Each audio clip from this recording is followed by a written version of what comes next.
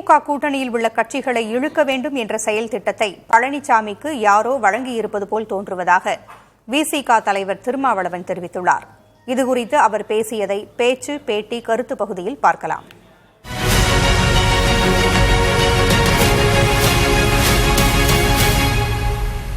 அது அவருக்கு கொடுக்கப்பட்டிருக்கிற ஒரு செயல் திட்டம், அது ஒரு அஜெண்டா. யார் அவருக்கு யார் கொடுத்திருக்கிறார்கள் என்பது தெரியாது. ஆனால் மக்களை சந்திக்கிற அவர் மக்களுக்கான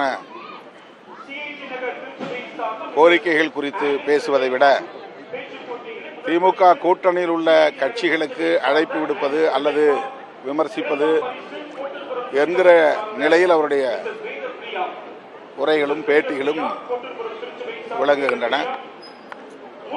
சாதாரணமான ஆட்களுக்கே இதில் உள்ள பின்புலம் என்னவென்று புரிந்து கொள்ள முடியும். அவராக இதை பேசவில்லை. அவரை இவ்வாறு பேச வைக்கிறார்கள் யாரோ என்றுதான் இதிலிருந்து புரிந்து கொள்ள முடிகிறது.